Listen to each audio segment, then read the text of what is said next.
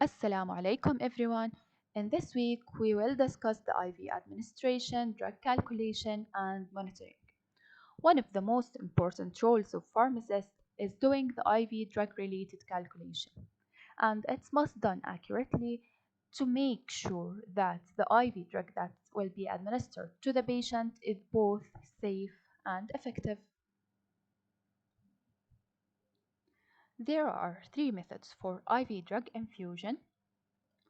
The first one is IV bolus or IV push infusion. The second one is the intermittent infusion, and the last one is continuous or the drip infusion. The IV push or bolus will be for one time dose for a short period of time, and the IV push is for a small amount of fluids. This method is recommended for patients who are at risk of fluid overload or in the emergency cases. Certain medications may be fatal if they given as IV push or bolus. Please make sure to know examples on these medications.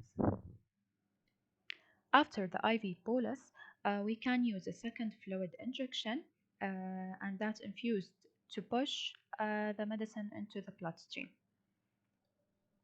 Also, the IV infusion can be given continuously from 8 to 24 hours or all the time, such as normal saline. But sometimes the infusion is intermittent, which means that I give the IV infusion at specific time over a short period of time. For example, giving the patient meropenem infusion every 8 hours. Each infusion will be over 30 minutes, and this will be on 3 specific times daily. This is the structure of the IV set, and here we can find the needles access port, the access port at which we can give the IV bolus or a push infusion. In this set or in this picture for the IV set, we can see the Y port in which we can infuse two IV fluids through the same IV set.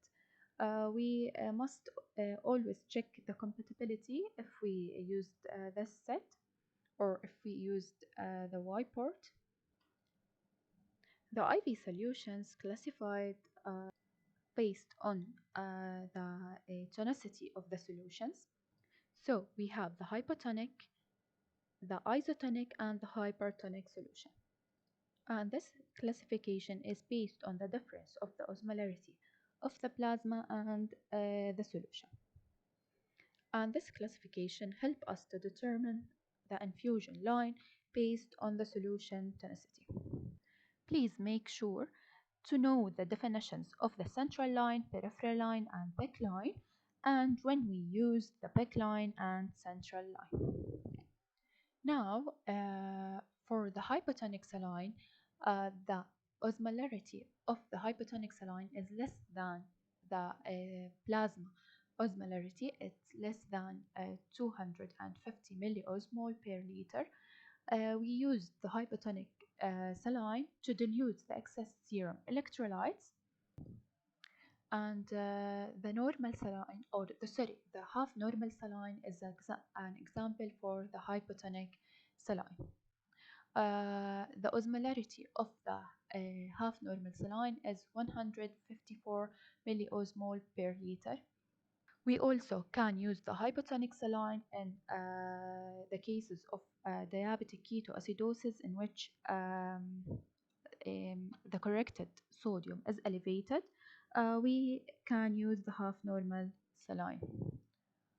Now, the osmolarity of the isotonic saline is between 250 and 375 milliosmol per liter. We use it to expand the volume and maintain the tonicity. When we compare the blood or plasma osmolarity with the isotonic saline, it's approximately the same osmolarity. Example on the isotonic saline is the normal saline, which the osmolarity for the normal saline is 308 milliosmol per liter. Please make sure to know another examples on isotonic saline and when we use these fluids. Now, 3% sodium chloride is an example for hypertonic saline, and the osmolarity of the 3% sodium chloride is 1027 milliosmol per liter. The osmolarity of the hypertonic saline is higher than the plasma osmolarity, which is higher than 375 milliosmol per liter, and we can use it to correct the electrolyte imbalances, for example, in the cases of excessive vomiting and diarrhea. Please make sure to know another example for the hypertonic saline and what is the use of these infusion fluids.